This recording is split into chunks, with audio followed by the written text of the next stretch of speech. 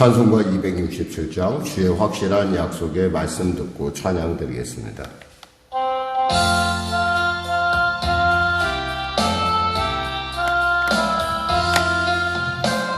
확실한 약속의 말씀 듣고 주만 믿으면 구원을 얻으리라.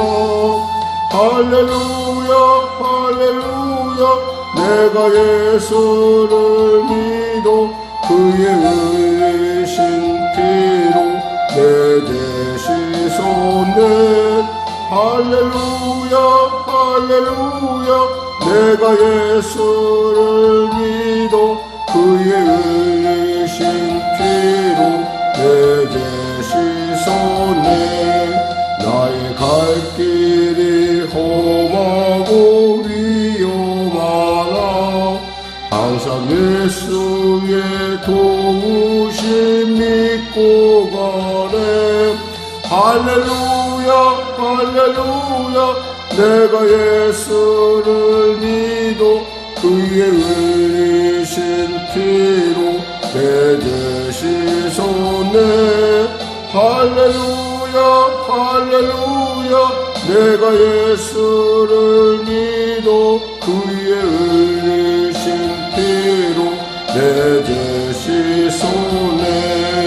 나의 천사들 둘러서서 우리 구주를 높이어 찬송하네.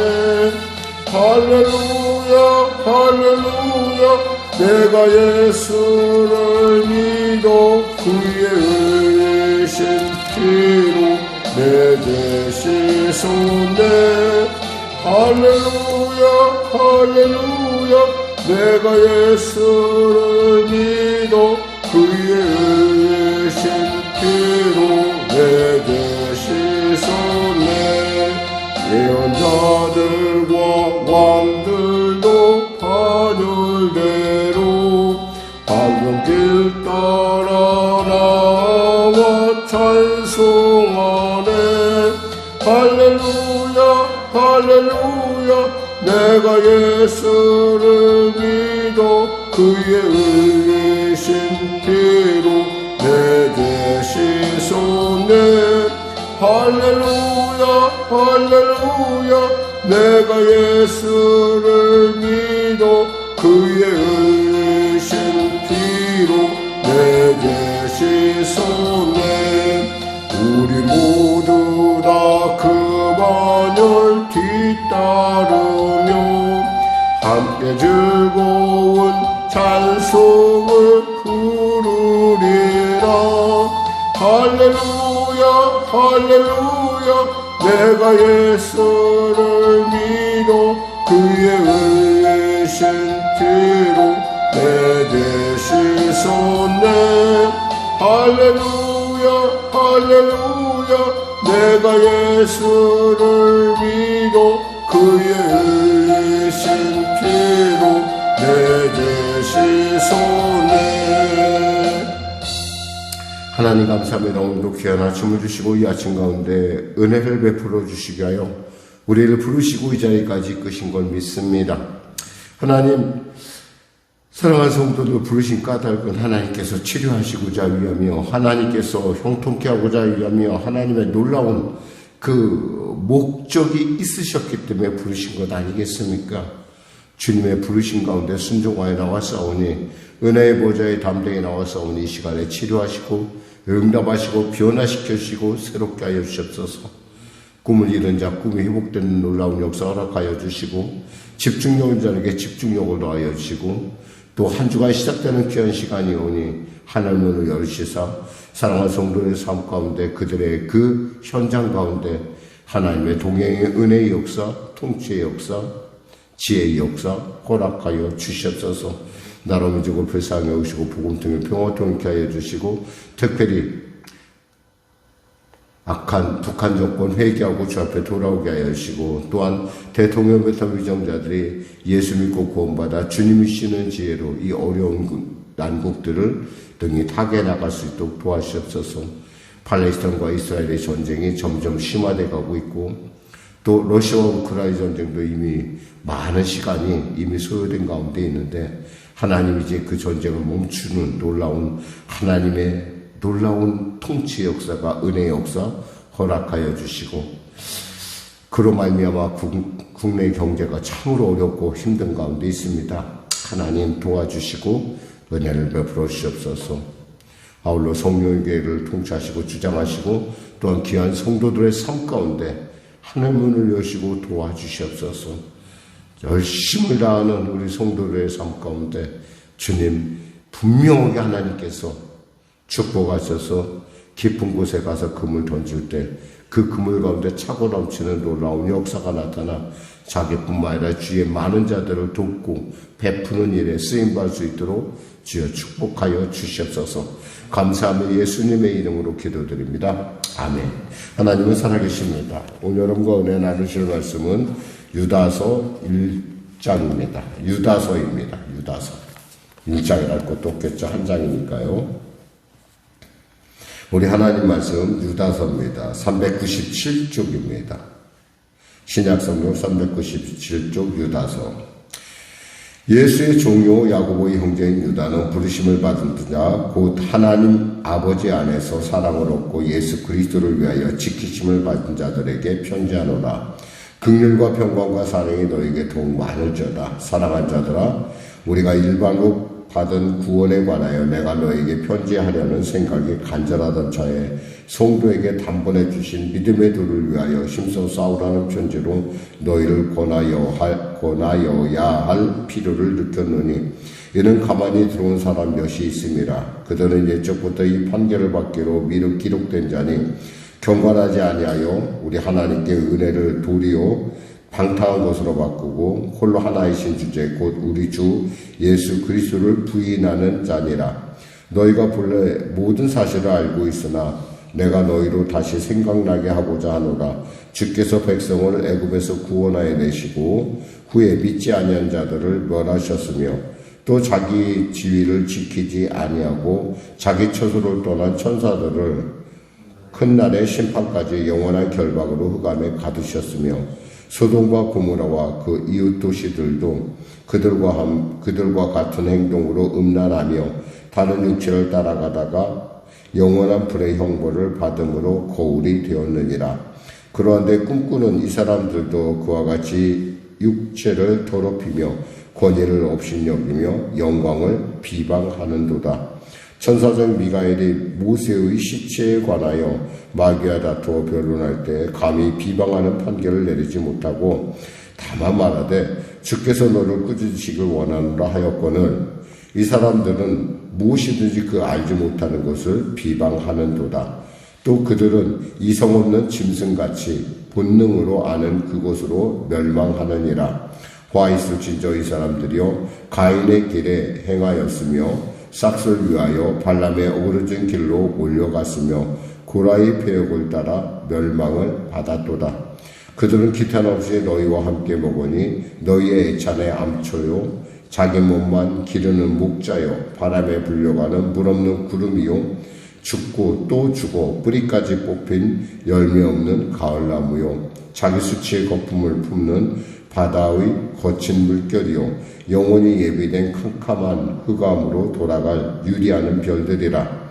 아담의 7대손 에녹이 이 사람들에 대하여도 예언하여 이르되 보라 주께서 그 수만에 거룩한 자와 함께 임하셨나니 이는 무사람을 심판하사 모든 경건하지 않은 자가 경건하지 않게 행한 모든 경건하지 않은 일과 또 경건하지 않은 죄인들이 주를 거슬려 한 모든 완악한 말로 말미암아 그들을 정죄하려 하심이라 하였느니라. 이 사람들은 원망하는 자며 불만을 토하는 자며 그 정욕대로 행하는 자라. 그 입으로 자랑하는 말을 하며 이익을 위하여 아첨하느니라. 사랑한 자들아, 너희는 우리 주 예수 그리스도의 사도들이 미리 한 말을 기억하라.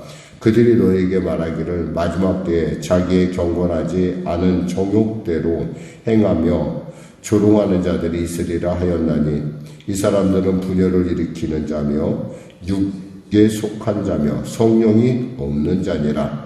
사랑하는 자들아, 너희는 너희의 지극히 거룩한 믿음에 자신을 세우며 성령으로 기도하며 하나님의 사랑 안에서 자신을 지키며 영생에 이르도록 우리 주 예수 그리스도의 긍휼을 기다리라.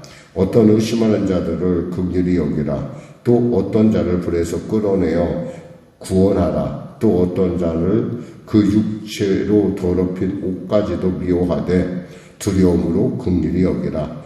능히 너희를 보호하사 거침이 없게 하시고 너희로 그 영광 앞에 흠이 없이 기쁨으로 서게 하시리.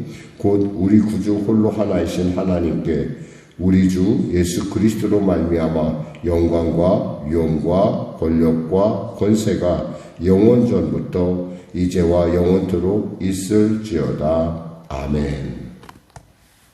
사실 유다서는 예수님의 동생 유다가 쓴 서신서입니다. 특별히 여기서 서신서를 쓰게 된 목적은 구원에 대해서 본인이 내가 구원받은 일을 얘기하고 싶었는데 구원받은 일보다는 지금 교회를 어지럽히고 교회를 혼란하게 미혹하는 어떤 이단의 세력, 특히 여기서 구체적으로 얘기하는 것은 영지주의자들을 얘기하고 있습니다. 그럼 이 사람은 어떤 분일까? 이분은 예수님의 넷째 동생입니다. 예수님한테는 아마 성경에 지금 기록된 대로 말하자면은 6명의 동생이 있었던 것으로 보여져요. 보면 마태복음 13장 15절에 보면 그 형제들은 야고보, 요셉, 시몬, 유다, 그러니까 넷째죠. 그러니까 예수님의 넷째 동생인데 역시도 아마 예수 믿긴 쉽지 않았을 거예요. 왜냐하면 너무 예수님을 너무 잘 안다는 거예요. 너무 잘하니까. 분명히 저분이 나랑 같이 밥도 먹고 같이 생활하고 이 모든 것을 다 봤을 거예요. 근데 갑자기 그리스도라니, 메시아라니, 이게 뭔 말이야? 라고 아마 굉장히 힘들었을 것 같아요. 그래서 요한복음 우리가 알다시피 요한복음 7장 5절에 보면 초막절 올라가지 않는 거 보면서 이렇게 그들이 아니 왜 인기를 얻으려면 올라가지 않습니까? 라고 하는 그런 어떤 그 예수님을 믿지 않은 얘기, 나를 믿지 않았다는 것을 지금 이야기해 주고 있습니다. 또 보면은 그럼에도 불구하고 그들이 예수를 믿게 된 것은, 예수님을 구주로 영접하게 된 것은 예수님의 부활 사건 이후라는 걸 우리가 알 수 있습니다. 고린도 전서 5장 5절에 보면은 게바에게 보이시고 후에 12제자에게와 그 후에 500의 형제에게 일시 보이셨고 그 후에 야고보에게 보이셨으는데, 이 야고보가 예수님의 동생이잖아요. 여기서 설명할 때 뭐라고 하면 야고보의 형제인 유다 이렇게 설명을 하는 거예요.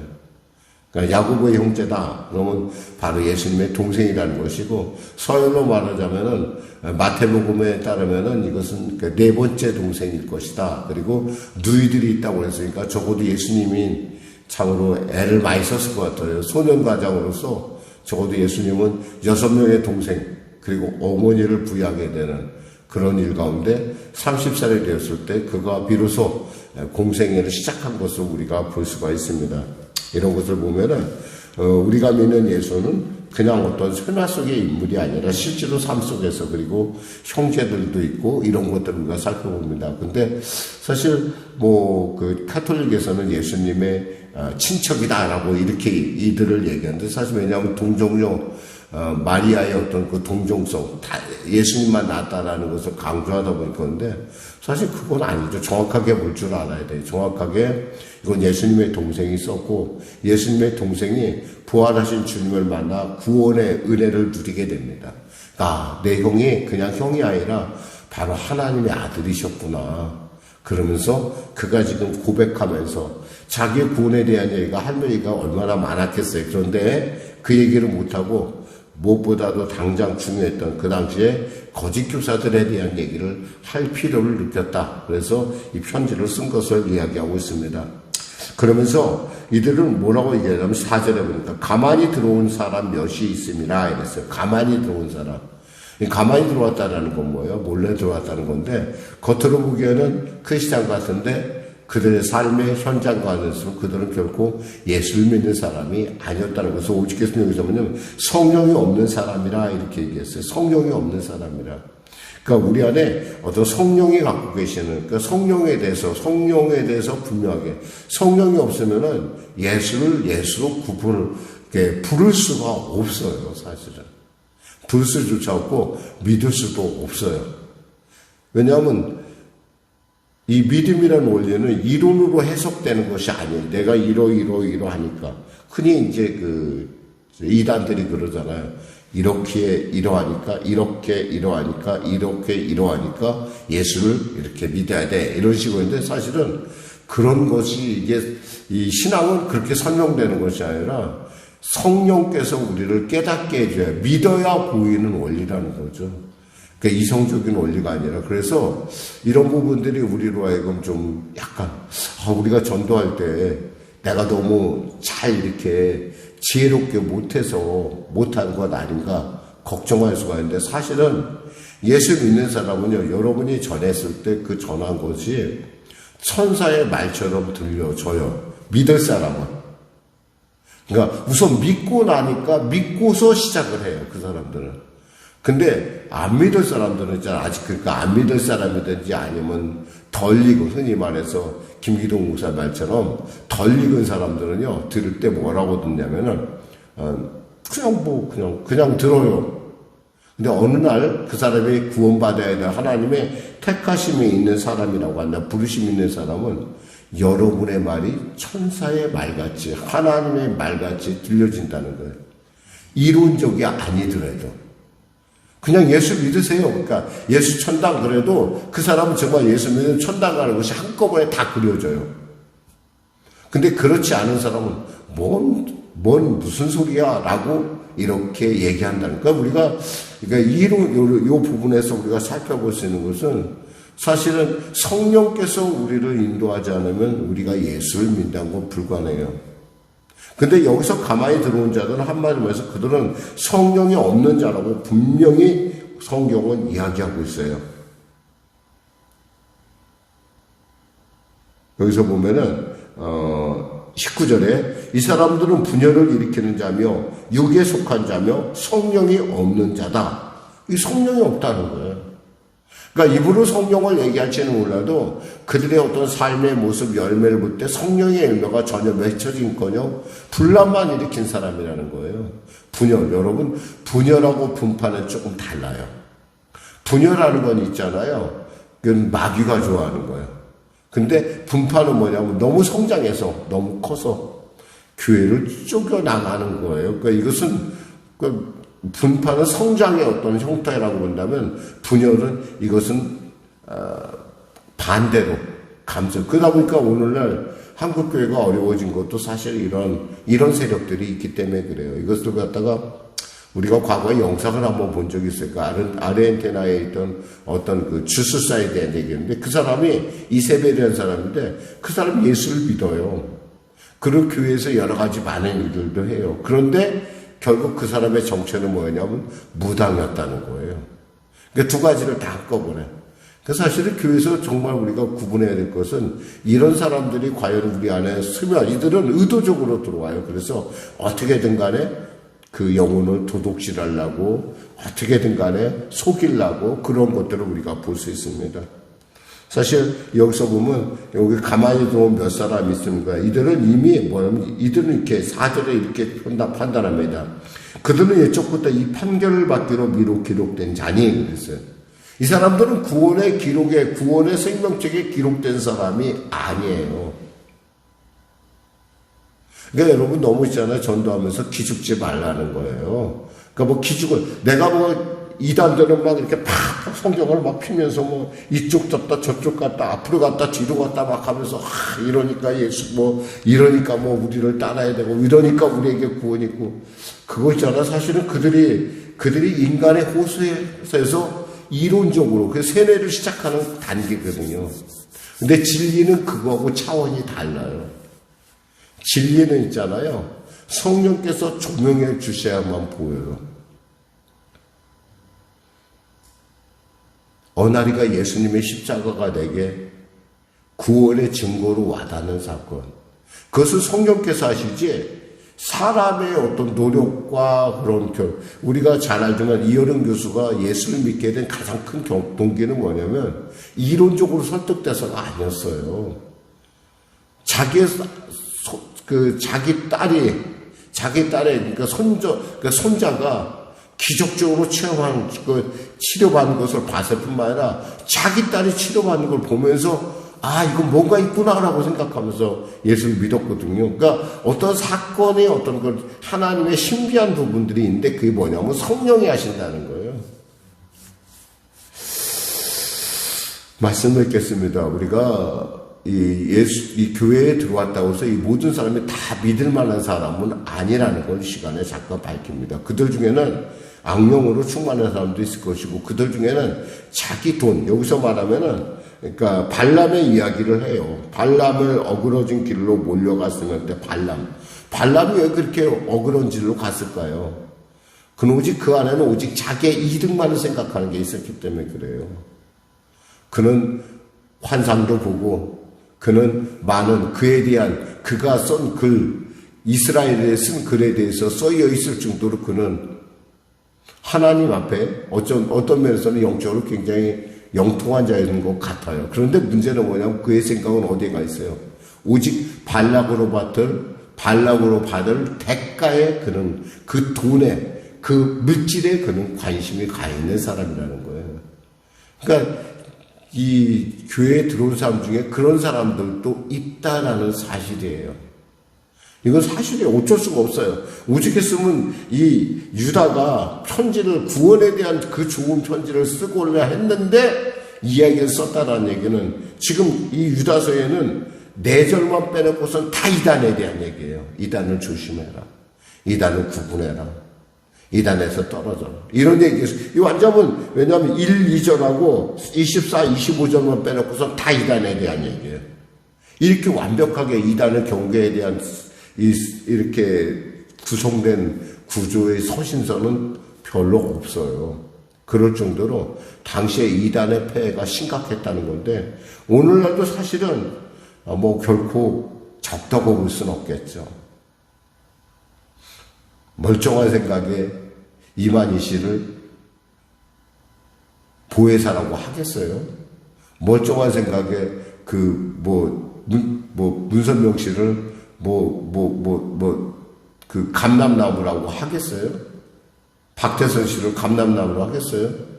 보니까 요즘 또 박명석이가 또 이렇게 박명석 씨가 그러는 것 같던데 다 그렇지 않아요. 근데 이 미혹이 되기 시작하면은 그렇게 보이는 거예요. 그러니까 악령 충만하지만 그렇게 다 모든 것들이. 근데 깨고 나면 이거 한바탕 아무것도 아니라는 거 알지만 우리가 꾸는 꿈은 그거하고 달라요. 성령께서 우리 안에서 역사하시고 성령께서 우리를 통치하시는 거예요. 그 목사님 저희가 성령에 있는지 우리가 성령에 있는지 없는지는 있잖아요. 우리의 삶의 모습을 반추해 보면 알아요. 적어도 성령께서는 우리로 하여금 이렇게 현저하고 우리에게 흔히 화끈한 거 예수 믿는 사람이 화끈할 수가 없어요. 왜냐하면 예수 믿는 것 자체가 긍휼이고 예수 믿는 것 자체가 은혜고 예수 믿는 것 자체가 하나님의 놀라운 섭리이기 때문에 우리가 하나님을 떠나서는 아무것도 존재할 수 없는 사람들이에요. 그러니까 혈기를 부리고 이런 것들은 우리 안에 아직도 옛날의 습관들이 남아있기 때문에 그래요. 혈기 부릴 일이 아니라 왜 그렇게 하나님께서 내게 이렇게 자극을 주셨을까라고 하는 데서 곰곰이 따져보고 하나님 앞에 기도하고 그 우연이 아닌 필연의 사건으로 만들어가는 지혜가 있어야 돼요. 우리에게 있어서의 우연이란 없어요. 여기에는 반드시 필연이 있어요. 그 필연이 뭐냐? 나라고 하나님의 모습을 닮아가는 예수의 모습을 닮아가는 과정이라는 걸 우리가 아신다면 우린 결코 이들의 어떤 이런 그 교묘한 말 그리고 어떤 그런 쩍쩍쩍하는 이런 어떤 그런 그 이성에 호소하는 이런 거에 우리가 별로 관심을 갖지 않게 돼요. 그러기에는 우리의 시간이 너무 귀하고요. 그러기에는 우리가 갖고 있는 구원의 놀라운 그 기쁨과 감사와 그 안에 품어 있는 것들이 너무 귀하기 때문에 그래요. 거기에 허비할 시간이 없다라는 겁니다. 기도하겠습니다. 하나님 감사합니다. 말씀을 전했습니다. 이제 우리가 말라기에 이어서 요한계시록으로 넘어갈 터인데 주님 우리에게 주님의 그 신령한 하나님의 그 놀라운 일들을 알 수 있는 지혜를 주시고 듣게 하시고 보게 하시는 성령의 은혜로 충만하여 이 새벽 가운데 하나님의 생명의 이야기를 영이요 생명이신 그 말씀을 들을 수 있도록 귀를 열으시고 눈을 열어 주시옵소서. 감사하며 예수님의 이름으로 기도드립니다. 아멘. 우리 말씀 생각하며 찬양 드리고 기도하도록 하겠습니다. 찬송가 179장입니다.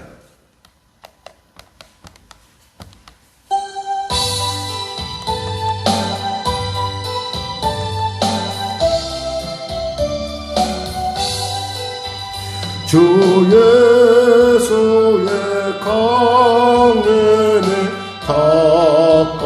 가까우니 저 천국으로